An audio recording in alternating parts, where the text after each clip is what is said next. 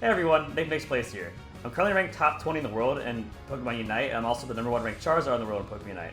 I'm gonna give you guys some tips, some tricks, and things I think are very important for doing well in Pokemon Unite, and I think these tips can really make a difference in making sure you succeed and rank up proficiently, I suppose. I'm mostly going to be doing the point of view of bottom lane, and this would also apply to top lane. I do jungle a lot, but yeah, these things should be very important for laning. So I think they make all the difference in the world. I think if you use these tips, you can reach the master rank. So hope I can help out. Good luck. Ready, go! All right, first things first, you want to start getting your farm right away. It's very important to note you don't want to take the mid lane's farm because they need that to hit level 5. You want to let them get that because they'll come in and help you in the fights later. So it's important to just let them have it. I jungle a lot, so I know it's like to have it taken. So that's theirs. This is ours. Get bottom lane. The first big thing is already popping up. We've got to get rid of this. I should be using my special attack. Sorry. Alright, so you want to go to the top. There's an Audino here that is neutral. It's in the middle for both players to get. If we get this, that means that not only do we level up, but they also lose some of their level of progress. So very important. Here you can try and sneak in taking one of our Audinos. If you can even steal one, it's a big deal. We weren't able to. I was a bit slow there. But yeah, pretty solid stuff so far. So right now you have idle time. You have around like 10 seconds before anything pops up. At exactly 9, you can sit here and you can be ready for this crawfish to pop up, and then you get the following Corphish to pop up. I promise you Pokemon can. All right, so here's the very important thing to show. All right, they backed off. In the early game, it's very hard to fight in your tower, so just play it safe. All right, this is very important. At 850, these pop up. You want to make sure you get these. This is, again, neutral farm, so if you get it and they don't, we're going to be way over leveled.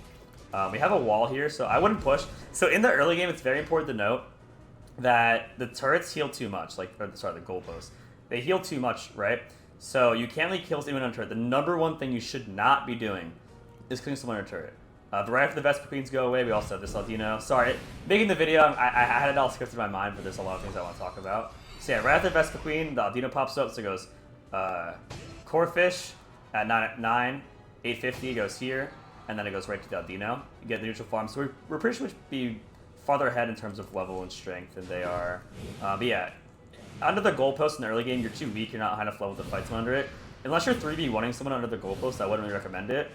So the #1 rule is just don't, just play it safe. Also notice I mostly keep around this area. That's because the jungler or the mid laner can come down and kill me if I'm around here exposing myself, so I have to make sure I'm careful. My teammate might die if he pushes too much over there. So we're going to keep going here, gotta keep farming, level up, not a big deal. Don't have to engage in many fights because we are stronger than them, because we did get the Audino at the top twice and we got the Vespa Queen, so pretty nice. Next is the Dreadnought. The Dreadnought is actually the most important thing, or one of the most important things in the whole game in my opinion. Usually, if I was in ranked and I had like a team of like 3 to 5 people, I would actually tell them all to come down in 5 men on top of the Dreadnought. I think it's that important because you sacrifice the top turret by leaving it open, but you get the bottom turret, you get shields. So you get the Dreadnought, you get experience, you get shields, and then you usually get the bottom turret because after that you can just kill them or win a team fight. So they get a top turret, but you get way more than that in exchange. So the Dreadnought is very important. I'm going to go ahead and get it right now, or at least start it. We did kill somebody, so we're pretty safe to try and get this. It is strong, and usually that just hits you. It is strong, but at least as Charizard, it's easy because he can move while doing his auto. So if you move a circle, it actually just can't really hit you that much. So what I usually do here if I'm with the team is I'll say, I'll go down, I'll start getting it, and I'll get someone around here to just block them out. He doesn't need to kill them, he just needs to wall them. So if my Crustle was on communication to me, he could hear me, I'd say, hey, just make sure they don't come and stop me. You don't have to kill them, but just make sure that you block them off. So at this point, I'm level 8, level 6 and 7. I got the Vespa Queens twice, I got the Audino twice, we got the Dreadnought on the shield. If our whole team is down here, we can make a huge push. We'd have 5 people with shields. We can kill that turret. So again, if we got our whole team down here, this is really important ranked, I'd use a strat to master with other people who are also ranked top 20.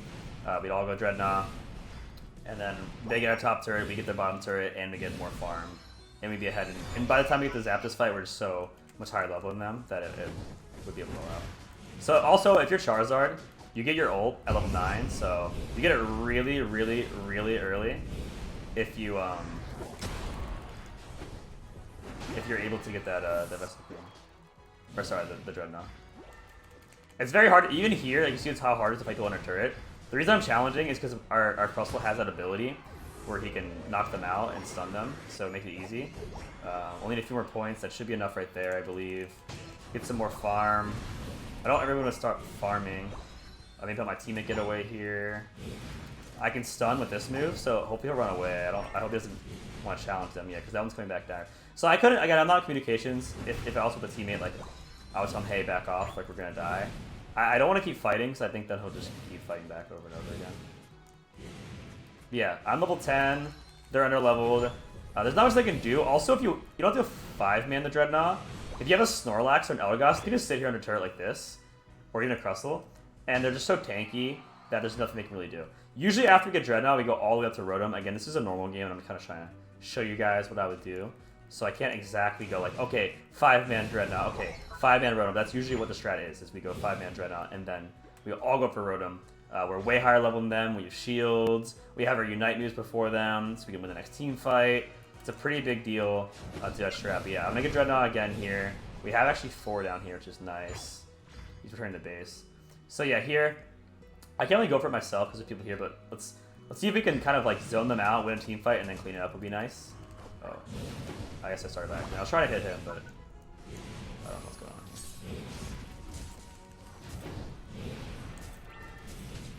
So I'm not gonna use my Unite move until I have to, at least as Charizard, because Charizard goes like partially invincible, I believe. At least like certain moves can't hit him when he's in the sky. So I kind of like wait for them to like get on me, and then I turn on them with the move and I kill all of them. So we got Dreadnought again. As you can see, we left our top turret completely exposed, but does it matter? Not really, because we're way higher level. We killed this turret. Now, pushing these last 2 turrets, you see how they have, I keep going turrets for their goals. The inner ones, like you say, the 3 left, I don't really go for those because it's a huge commitment. You go all the way to the zone.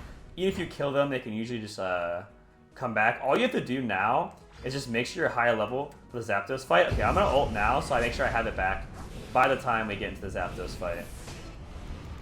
I like to, as Charizard, to max out my auto attacks. I don't do the sideways toss at the very, very end.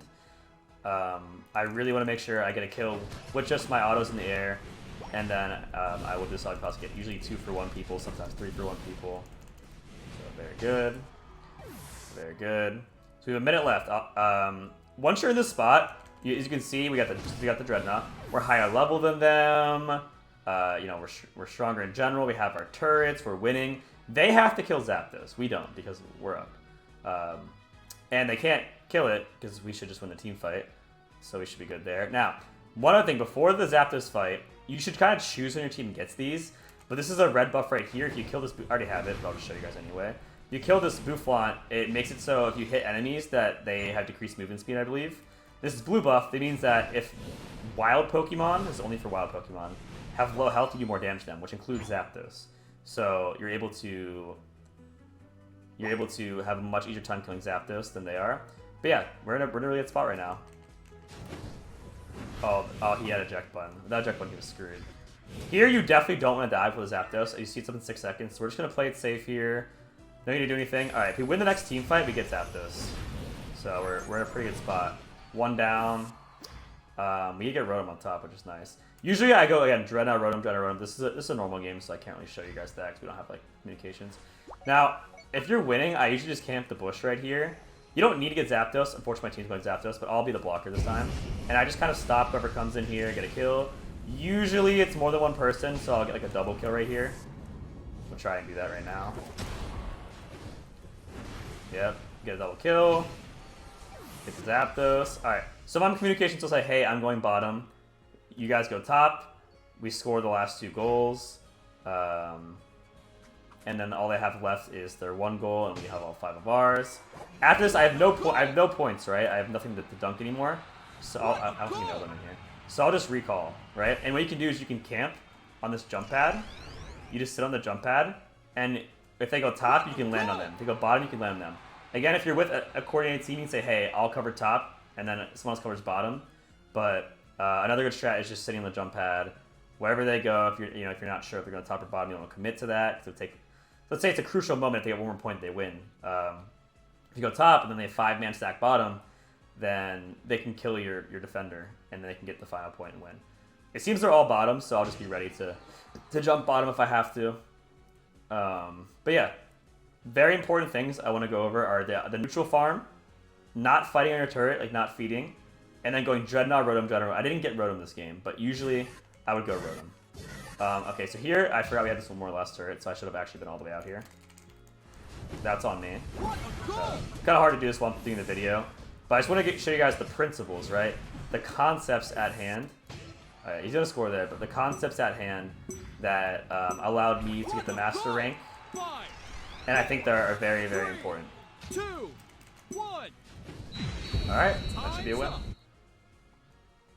Very good. So if you do this perfectly with a coordinated team, you should be having... if you do this perfectly with a coordinated team, you should be having really, really easy wins. I don't know, one more time, just kind of go over the things you need to do if you want to, in my opinion.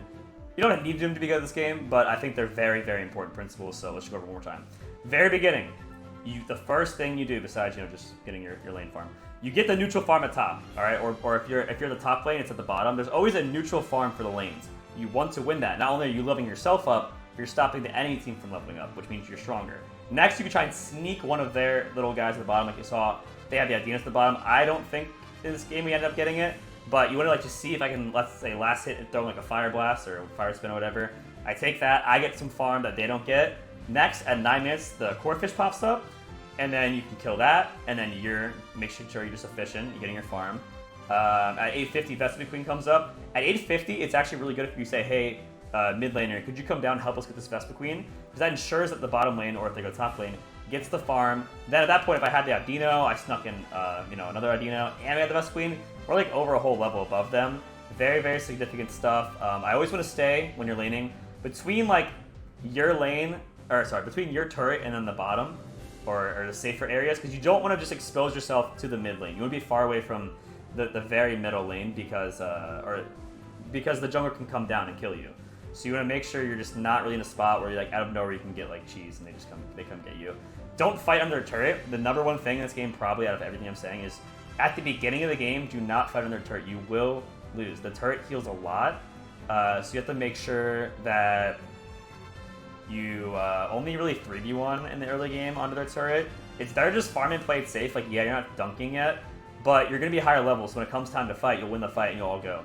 Next is Dreadnought. When Dreadnought spawns, I say, hey, whole team, let's go Dreadnought. We come down, get Dreadnought. Let's say we kill Dreadnought, we get the extra XP from Dreadnought, we get the shield, and then we kill them all and dunk in their turret. In exchange for them at the top, they probably get our turret. But we got more. We got the shields, we got the extra XP.